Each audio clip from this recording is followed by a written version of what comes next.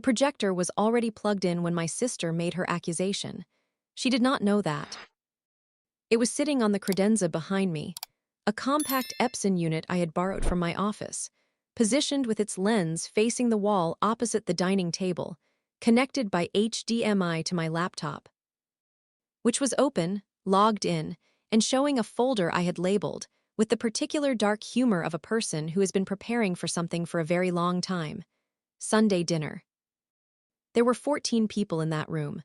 My parents, Robert and Helen, my aunts Patricia and Diane, my uncle Marcus, my cousin Trey and his wife. 3 family friends who had known us since childhood and who attended our annual estate review dinners because my father, who had spent 40 years building a real estate portfolio currently valued at $6.7 million, believed that family financial transparency was a form of respect. And my sister, Vanessa, and me, I am the executor of my father's estate trust. I have been since he appointed me in 2019, following his first cardiac episode, when he sat across from me in his study and said, "You understand numbers, Claire. Vanessa understands wanting things. I need someone who understands numbers." I had managed the estate accounts for 4 years without incident, until 6 months ago. Until Vanessa decided that incident was more useful to her than accuracy. She stood up at the table at 7:14 p.m. I know the time because I had been watching the clock with the attention of someone who knows that the right moment matters, and was waiting to see if she would choose it for me. She stood up and she looked at my father and she said, in the voice she uses when she wants to sound reluctant but has clearly rehearsed, "Dad, I have to say something. I've been trying to handle this privately, but I can't stay quiet anymore." The table quieted. "The estate accounts. Something is wrong. There are withdrawals I can't explain. Transfers with no documentation. I've been watching it for months and I think," she paused, looked at me, then back at my father. "I think Claire has been stealing from us." 14 people looked at me. My father's face moved through something I did not let myself look at directly. My mother set down her fork. I counted 4 seconds. Then I picked up the projector remote from the table beside my water glass, where it had been sitting, in plain sight, for the past 40 minutes. Unnoticed by everyone including Vanessa, and I pressed the power button. The wall behind me lit up. I said, "You're right, someone's been stealing." Pause, "Let's look at who." My name is Claire Oduya Foster. I am 39 years old. I am a certified public accountant and a licensed trust administrator with 14 years of experience managing private family estates through my firm, Foster and Associates, in Charlotte, North Carolina. I was appointed executor and trustee of the Robert L. Oduya Family Trust in March of 2019. The trust encompasses a residential real estate portfolio of 11 properties across 3 states, 2 commercial retail units, a managed investment account, and a liquid reserve fund currently maintained at $340,000 for operational expenses and distributions. My sister Vanessa is 35. She is a licensed real estate agent, a profession she has practiced with varying degrees of commitment since 2016, and she is, by our father's designation, a co-beneficiary of the trust. She is not an executor, she is not a trustee, she does not have administrative access to the accounts. She does, however, have opinions about the accounts. Frequent, detailed, elaborately constructed opinions. For 4 years I administered the trust without significant conflict. Distributions were made on schedule. Properties were maintained. The investment account performed in line with benchmark. Annual accountings were prepared, reviewed by an independent CPA, and presented to my father and the full family at exactly these Sunday dinners that Vanessa had just transformed into something else entirely. 6 months ago, in September, I noticed an anomaly. Not in the trust accounts, those I monitored daily with the professional attention of someone whose name is on the fiduciary paperwork. The anomaly was in a separate account. A property management operating account for one of my father's rental properties in Raleigh. an account that Vanessa had been granted limited signatory access to in 2021 on my father's request, specifically to handle maintenance vendor payments while I was traveling for a client engagement. The engagement had lasted 3 months. Vanessa's signatory access had never been formally revoked. In September, reviewing the Raleigh property records as part of a routine annual reconciliation, I found 7 payments over 18 months totaling $43,800, made to a vendor called Brightline Property Solutions. I pulled the vendor file. There was no vendor file. I searched the property maintenance records. There were no corresponding maintenance records, no service tickets, no before and after documentation. No tenant complaints resolved, no repairs logged, no inspections conducted.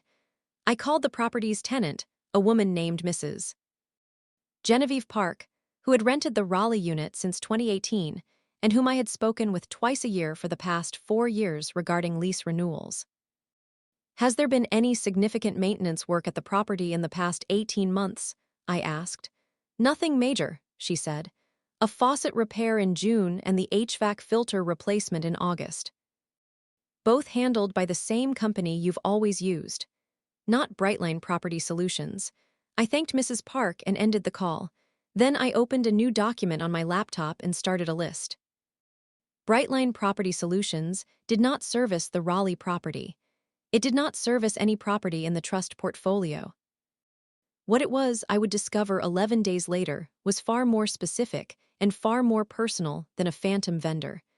I did not hire an outside investigator. I am, professionally, the investigator. Financial forensics is a component of trust administration that most executors outsource. I do not outsource it. I have never needed to. I spent 3 weeks reconstructing the full payment history of every account connected to the Oduya Family Trust, going back to the date of Vanessa's signatory appointment in April of 2021. What I found: Brightline Property Solutions, 7 payments, $43,800. The company was registered as an LLC in North Carolina in February 2021, 2 months before Vanessa received signatory access. Its registered agent was a man named Darnell K. Webb. I ran a background search on Darnell Webb. He was Vanessa's boyfriend. They had been together, according to her own Instagram account, which she maintains with considerable enthusiasm, since January of 2021. The LLC had no employees listed in any state filing. No business address beyond a P.O. box in Durham. No website. No professional licensure in property management, contracting, or any related field. It had, however, received $43,800 from a family trust account over 18 months. I kept building. Because the thing about financial fraud, when it is committed by someone who is not a professional, someone who is operating on confidence and assumption rather than expertise, is that it rarely stops at one mechanism. Confidence expands. The first success generates the architecture for the next. I reviewed the trust's operational credit card, used for property-related purchases and maintained in the trust's name. Vanessa did not have this card. But my father did, and my father, who is 71 and trusts his daughters because he raised them to be trustworthy, had allowed Vanessa to use it on 3 occasions for what he described as property errands. 3 occasions. Documented by him in a note he had sent me by text in 2022, which I had archived without concern because I trusted the information as presented. I pulled the card statements. The card had been used 11 times. 3 times for property-related purchases I could verify. 8 times for purchases I could not: a furniture retailer in Charlotte, 2 transactions at a luxury spa, a hotel booking in Savannah, Georgia, a wire transfer to a personal Venmo account. Total unverifiable charges, $18,340. Total documented discrepancy across both mechanisms, $62,140. I sat with that number for a long time. Then I called my attorney, Sandra Whitfield of Whitfield Legal Group in Charlotte, who handles my firm's legal matters and who has the specific quality I most value in legal counsel. She does not react. She receives information and she responds. How solid is the documentation? She asked. Comprehensive, I said. Vendor registration records, bank statements, the LLC filing. The relationship verification. The card statements with dates and merchants, 14 months of a paper trail. What do you want to do with it? I told her. She was quiet for a moment. That's unconventional, she said. It's accurate, I said. Those are different things. In this case, I said, they're the same thing. She had $62,140 in documented fraud, the LLC filing, the relationship verification, 14 months of statements. And a legal strategy she had described to her attorney as unconventional. She did not go to her parents. She did not confront Vanessa privately. She waited for the annual family dinner, the one that had always been about transparency, and she brought a projector. Stay with me. In the 2 months between my discovery and the Sunday dinner, Vanessa called me 4 times. The first call was unusual in its warmth. She asked how I was. She mentioned she had been thinking about the estate, just wanting to make sure everything is running smoothly, and asked, casually, whether I had reviewed the Raleigh property accounts recently. I said yes, she said, good, good. A pause I could hear her thinking inside. Anything interesting? Routine, I said. She moved on, but I noted it. The second call came 3 weeks later. Less warm. She told me that she had been doing her own research, as a beneficiary. I have a right to information, and that she had some questions about certain vendor payments she had seen in partial statements my father had shown her. Which vendors? I asked. I'll put it in an email, she said. The email never came. The third call was a week before the dinner. She was agitated in a way she was trying to conceal. She told me she had spoken to a friend who was an attorney.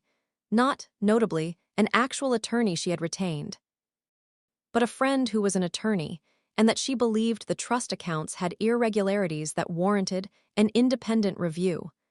I think we should discuss it at the family dinner, she said. In front of everyone, so there's full transparency. I think that's a good idea, I said. She seemed surprised by my agreement. She had been expecting resistance.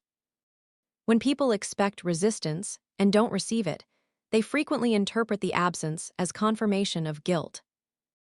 It is a cognitive pattern I have observed often enough professionally to recognize immediately. You're okay with that, she said. Full transparency, I said. Absolutely. I hung up. I called my IT consultant and asked him to verify the projector setup one more time. Then I printed the final version of the presentation. 41 slides, color-coded, annotated. I put it in the folder, next to the projector remote. And I drove to my parents' house on Sunday with a bottle of wine and a laptop, and the specific interior quiet of someone who has done all the preparation that can be done, and is now simply waiting for the clock to reach the right time. She had 41 slides. She had the LLC filing with Darnell Webb's name. She had the card statements with the spa charges and the Savannah Hotel. She had $62,140 in documented transfers and zero reasonable explanation for any of them. And she was sitting at a family dinner table, waiting for her sister to make the accusation she had been quietly building toward for 2 months. The only question was whether Vanessa would choose the moment or whether Claire would have to create it. Vanessa chose it herself. The first slide was simple, white background, 2 columns. Left column, Trust Account Activity, ODUIA Family Trust, April 2021 to October 2023. Right column, the total figure in a font large enough to read from the back of the room. $6,714,340 total portfolio value. Managed distributions, $0 deficit. Administrative expenses, audited and current. My father leaned forward. The room had gone the particular quiet of people who understand that something important is happening and have decided, collectively, to pay attention. This is the trust, I said. 14 months of administration. No deficits, no unaccounted distributions. This is the annual accounting I was going to present tonight, the same format I've used every year for 4 years. I advance the slide. But Vanessa has raised a specific concern. So let's address it specifically. The second slide, Raleigh Property Operating Account Signatory History. Vanessa's name appeared on the screen under the heading Authorized Signatory, April 2021 to present. I heard her inhale. This account was established for routine property maintenance payments. Vanessa was granted limited signatory access in April of 2021 to cover a specific period during which I was traveling.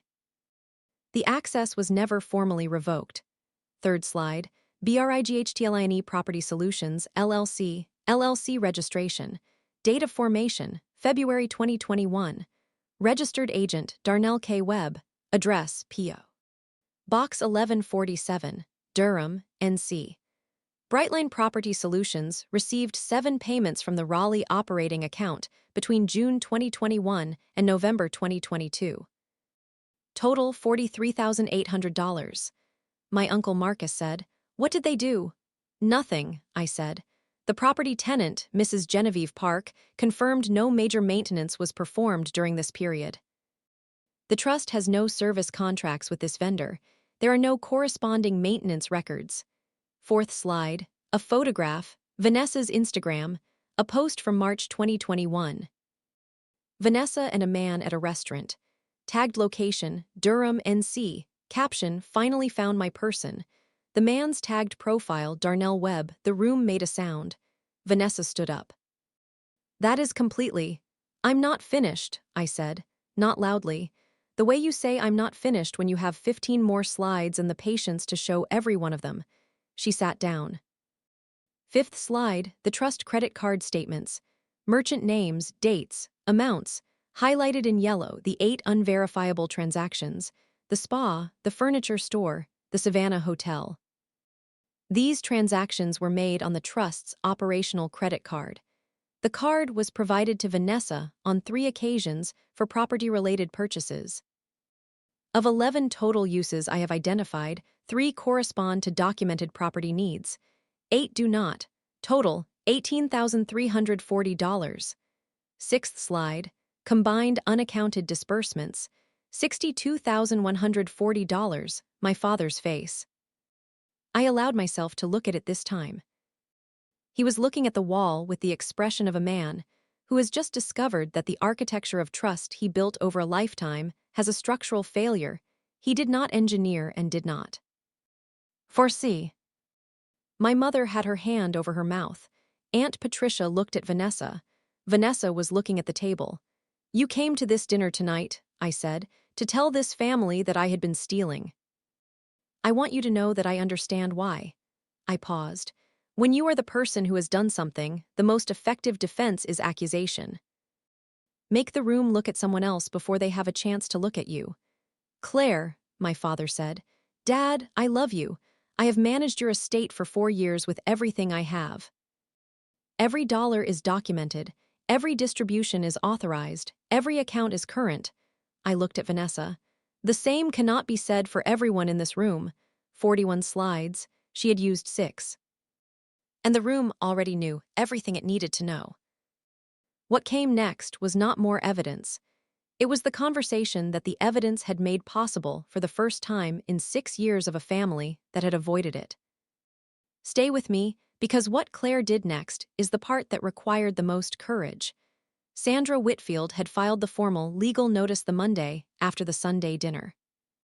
The document named Vanessa Oduya Barnes as respondent in a civil claim for breach of fiduciary adjacent duty, fraudulent misrepresentation, and conversion, the legal term for the unauthorized use of another party's property for personal benefit. The conversion claim covered the $43,800 in phantom vendor payments.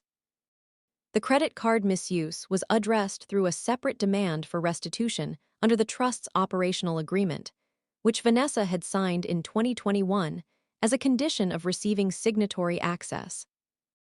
That agreement, a 2-page document she had signed without reading carefully, which I knew because I had watched her sign it, contained a clause in paragraph 4 that Sandra described, in her memo, as the most useful sentence in this entire matter.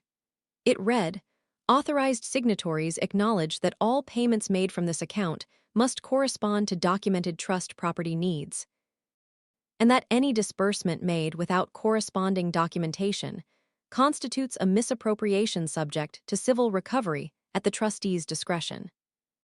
Vanessa had signed a document explicitly defining what she subsequently did as misappropriation.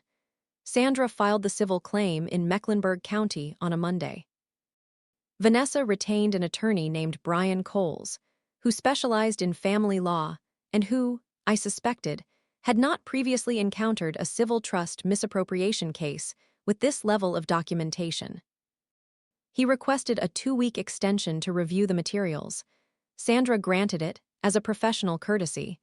At the end of 2 weeks, Brian Coles called Sandra. "My client would like to discuss a resolution," he said. "Of course," Sandra said. The resolution meeting took place in Sandra's conference room on a Thursday afternoon. Vanessa arrived with Brian Coles, and without the confidence she had carried into that dining room 3 weeks earlier. She looked like a person who has had 2 weeks to read 41 slides in the privacy of her own apartment, and has arrived at the same conclusion the room had reached in 20 minutes. The evidence was what it was. The LLC was what it was. The Instagram post, which Brian Coles had apparently advised her too late to address, was what it was. Brian Coles outlined a willingness to settle. His client denied intent to defraud. The payments had been, in his framing, informal compensation for services Vanessa believed she was providing to the trust. Sandra waited for him to finish. Then she placed on the table the signatory agreement, the document with paragraph 4. "Services require documentation," Sandra said. "Compensation requires authorization." Vanessa was granted signatory access for vendor payments, not for self-compensation. The agreement she signed is explicit. The question of intent is relevant to criminal proceedings, which we have not initiated. In the civil matter, intent is not the threshold. Brian Coles looked at the document. "What are your client's terms?" he asked. Sandra slid a single page across the table. "Full restitution of $62,140, payable within 90 days. Formal resignation from any current or future administrative role within the trust. A notarized statement acknowledging the payments and their unauthorized nature, not as a criminal confession, but as a civil acknowledgement of record. And one final term, which I had added the night before the meeting, a formal apology. Written to my father, not to me, to him, because the money was recoverable. The documents were permanent. But my father was 71 years old, and he had sat at a dinner table and heard one daughter accuse the other. And what he deserved, what he had earned across 40 years of building something for both of us, was a piece of paper that said, 'I was wrong, and I am sorry, and what I did was not your fault.' Brian Coles took the terms to his client. She accepted all of them. The restitution was paid in a single transfer 90 days after the settlement agreement was signed. $62,140, wired to the trust's operating account. I documented the receipt, updated the trust ledger, and sent the annual accounting, revised to include the recovery, to all beneficiaries and to the independent CPA who reviewed our filings. The accounting showed a net zero impact on the trust's overall value. The portfolio remained at $6.7 million. The operational reserve was restored to $340,000. My father reviewed the final accounting at his kitchen table on a Tuesday morning. I sat across from him while he read it. He did not say much. He read the way he has always read, slowly, thoroughly, without rushing toward a conclusion. When he finished, he set it down and looked at me. "You knew for 6 months," he said. "Yes, why didn't you come to me earlier?" I had thought about how to answer this question. I had been thinking about it since September. "Because I wanted to be certain," I said. "And because I needed you to see it, not hear it from me, see it, in a room where it could not be revised or reframed." He was quiet for a moment. "The projector," he said. Yes, he looked at the accounting again. Your grandfather used to say, never argue with a number.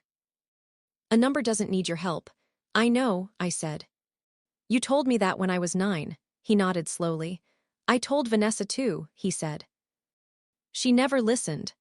We sat for a while longer in the kitchen without talking, in the way that two people sit together when they have arrived, through a very difficult route. At an understanding that does not require more words. Vanessa's written apology arrived by certified mail 11 days before the restitution deadline. It was 2 paragraphs. It was not effusive. It did not contain explanations or rationalizations, whether because Brian Coles had advised against them or because Vanessa had found her own way to plainness, I do not know. It said, I took money that was not mine. I knew it was not mine. I am sorry for what I did to the trust and to this family and to you specifically, Dad. My father read it once. He folded it. He put it in his desk. He did not throw it away. That was enough. Vanessa's signatory access was formally revoked. Her beneficiary status remained intact. My father was clear about that, and I did not argue. Because he was right that the trust was for both of us, and that its integrity depended on his intentions being honored, not on my judgment about who deserved what. I am the executor. It is not my job to decide who deserves the assets. It is my job to make sure the assets are there. They are. I have thought often about the specific calculation Vanessa made when she stood up at that dinner table, not the financial calculation, the social one. She looked around that room, and she ran a model. She assessed the variables. 14 family members, a father who trusted both daughters, a sister whose competence she had always resented and whose position she had always coveted, and the one weapon available to a person who knows they are exposed. Accusation, strike first, make the room look somewhere else. Force the conversation into a register where evidence is harder to present than emotion, where the person being accused has to defend rather than demonstrate, where the person accusing controls the narrative by virtue of having started it. It is not an unintelligent strategy. It works frequently on people who are not prepared. I was prepared. I want to be honest about what preparation looked like. It was not dramatic. It was not the product of rage or the desire for revenge or even, primarily, the desire for justice, though justice mattered. It was the product of something quieter and more durable. It was the product of doing my job. Every month for 4 years, I had reconciled those accounts. Every quarter, I had prepared documentation that could withstand scrutiny, because I had always assumed it would be scrutinized. Every year, I had produced an accounting that I would have been comfortable projecting on a wall in front of 14 people, because I had always operated as though someone might project it on a wall in front of 14 people. That is not suspicion, that is professional discipline. And it is the thing I want to say to every person who has ever been in a room where someone with less documentation and more volume tried to rewrite a story you had spent years building correctly. You are not required to argue. You are not required to perform outrage or defend your character with the same emotional register that was used to attack it. You are required only to have done the work. If you did the work, if you documented, if you tracked, if you built the record with the consistent and unglamorous attention that most people find tedious and skip, then the moment someone points at you in a room full of people and says she has been stealing, you do not need to raise your voice. You need a projector and 41 slides and the patience to let the numbers speak at full volume. My sister chose the moment she thought was right. She miscalculated one thing. She thought the room was hers to control. She forgot that I had spent 4 years building the room. I had the access codes. I had the account history. I had the documentation that her own boyfriend's LLC had received $43,800 with no corresponding service record. And I had a wall. And when she finished her accusation and the room went heavy and silent and 14 people held their breath, I picked up the remote. And I gave them something better than my word. I gave them the truth in 48-point font on a white wall in a room that had always been about transparency. The numbers did not require my help. They never do. When the work is right, the numbers speak for themselves. Do the work, keep the records, let the wall do the rest. The trust is current. The restitution is filed. The projector is back at the office. My father's accounting is framed on my desk, not as a trophy, as a reminder that the most powerful thing you can do when someone lies about you in public is tell the truth louder. Not with your voice, with your records. Do the work, keep the files, then turn on the projector and let the numbers finish the sentence. If you have ever been the person in the room who did the work while someone else took the credit, or worse, assigned you the blame, leave one word below. Projected. That's all. And if someone in your life is sitting right now with a truth they can document, but haven't found the moment to show, send this to them today. Because the moment will come. And when it does, make sure the projector is already plugged in.